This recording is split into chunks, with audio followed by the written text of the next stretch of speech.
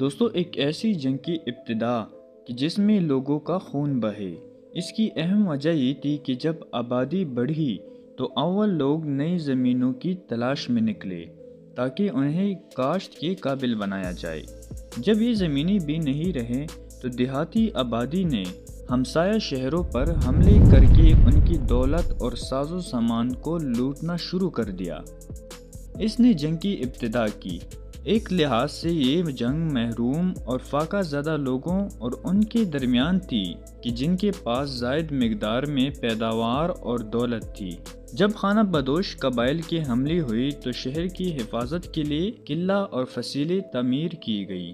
شہر میں حاکم یا بادشاہ کا چناؤ ہوا کہ جو بیرونی حملوں سے شہر کو بچائیں۔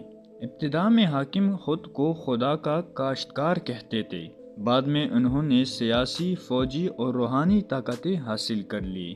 اب جنگ خانہ بدوشوں اور شہروں ہی تک نہیں رہی، بلکہ دو شہروں کے درمیان بھی یہ ہونے لگی، کیونکہ اب ہر شہر دولت، زمین اور اقتدار چاہتا تھا۔ جنگ نے فوج کے ادارے کو پیدا کیا جو ایک پیشہ اور فن بن گئی۔ اب جنگ جیتنے کے لیے نئے ہتھیار اور ساز و سامان بنائے جانے لگے۔ قلعے کو محاصرہ کے وقت کیسے محفوظ رکھا جائے؟ جنگ نے رتھ کی ایجاد کی، دو پہیوں والا رتھ کی جسے ایک آدمی چلاتا تھا اور دوسرا تیر کمان سے نیزے سے دشمن پر حملہ کرتا تھا۔ گھوڑا آ گیا تھا، مگر اب تک اس پر بیٹھنے کے لیے زین نہیں تھی اور نہ ہی اسے کنٹرول کرنے کے لیے باغ تھی۔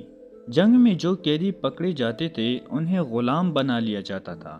لہٰذا ہم دیکھتے ہیں کہ تہذیب کی ترقی نے جنگ کو پیدا کیا۔ انسان اپنے اس ابتدائی زمانے کو بھول گیا کہ جب وہ بغیر جائیداد اور دولت کے آپس میں مل جل کر رہتا تھا۔ جنگ نے انسان کو خون ریزی اور قتل و غارت گری پر ایسا مائل کیا کہ اس میں انسانی محبت اور امن کی خواہش دب کر رہ گئی۔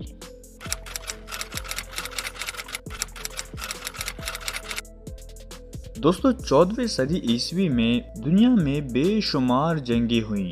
ان میں سب سے طویل اور تھکا دینے والی جنگ انگلینڈ اور فرانس کے درمیان ہوئی۔ یہ جنگ 14ویں صدی عیسوی کے وسط تک جاری رہی اور اسے 100 سالہ جنگ کا نام دیا گیا۔ اس کا اصل دورانیہ 1337 عیسوی سے 1453 عیسوی ہے، جب فرانسیسی جون آف آرک سے متاثر ہوئے تو انہوں نے انگریزوں کو مین، گیسکون، نارمینڈی کے علاقوں سے باہر نکال کر بالآخر یہ جنگ جیت لی۔ فرانس اور انگلینڈ کے درمیان یہ تنازع بے حد پیچیدہ تھا۔ دونوں ممالک کے بادشاہ ایک متحدہ ملک پر اکیلے حکومت کرنے کے خواہش مند تھے۔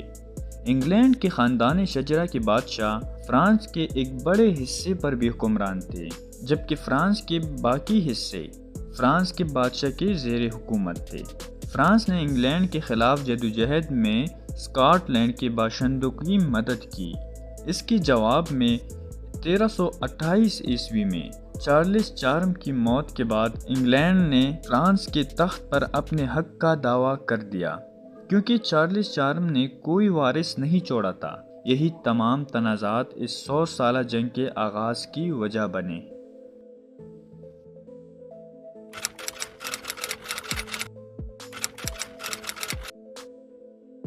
آخری اور سب سے بڑی مذہبی جنگ جرمنی میں 1618 عیسوی میں شروع ہوئی اور 1648 تک جاری رہی۔ بعد میں اس پریشان کن تنازع کو 30 سالہ جنگ کا نام دیا گیا۔ یہ جنگ بے حد ڈرامائی انداز میں شروع ہوئی۔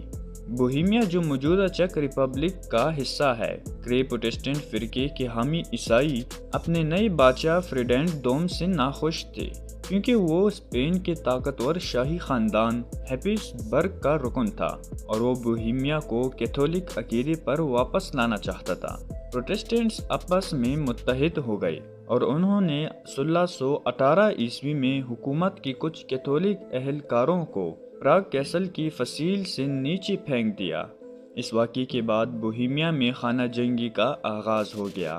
1619 میں ہونے والی اس بغاوت کے نتیجے میں فریڈینڈ دوم کو معزول کر کے پروٹسٹنٹ بادشاہ فریڈرک کو تخت پر بٹھا دیا گیا۔